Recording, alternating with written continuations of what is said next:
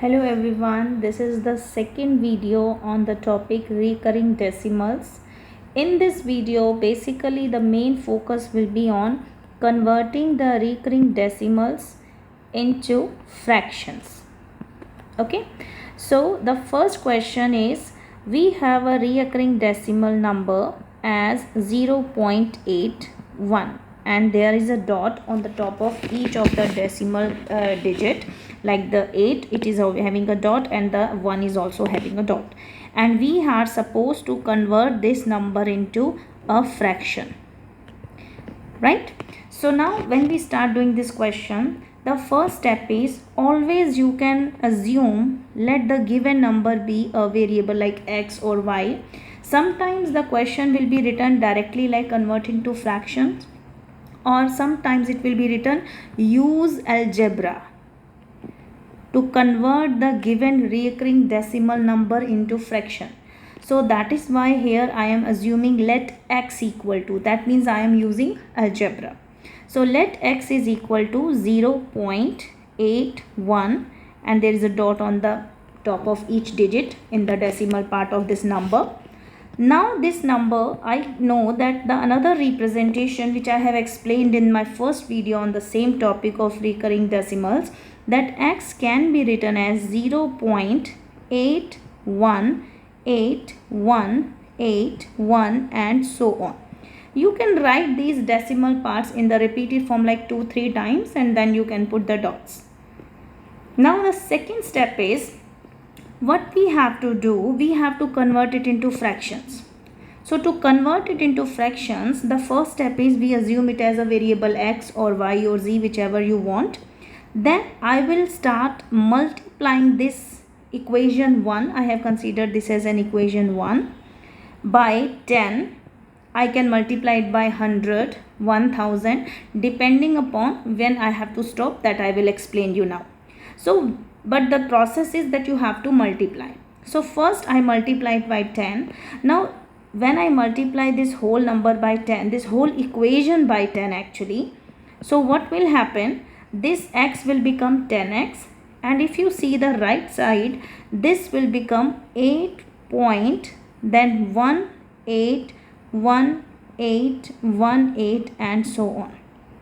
Basically what is happening, when you times the any decimal number by 10 or a power of 10 like 100, 1000, 10,000, digit starts moving towards left side.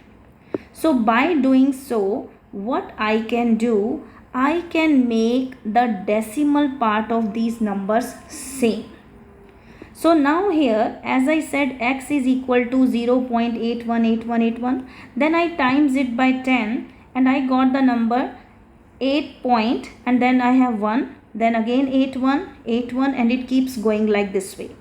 But if you look here, the two numbers are the decimal parts, they are not same. Here it is 8 and here it is 1.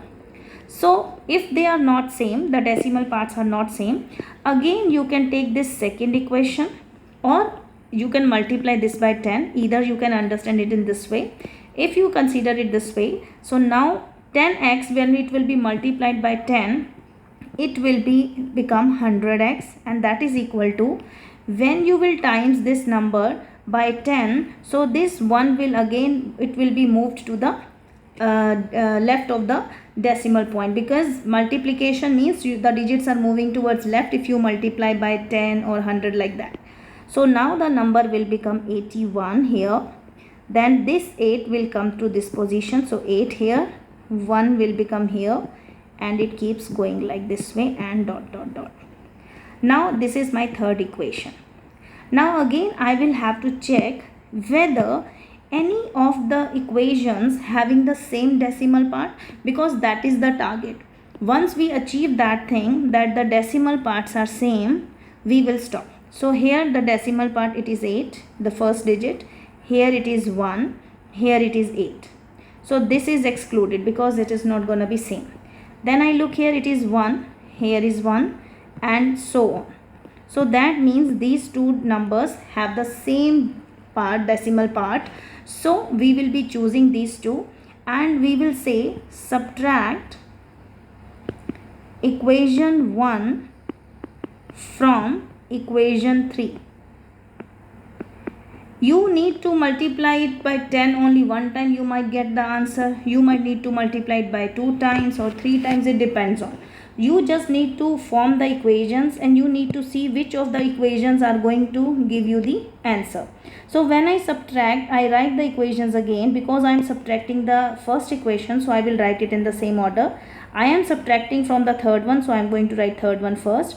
So this is 81.818181 and dot dot dot. You will be surprised how I wrote this 81 because 181 has been shifted to this side. See, this is, you can write many 88181 here, okay, because it is infinitely repeating. So this was my third equation and I am rewriting the first equation as well, which was 0.818181 and so on.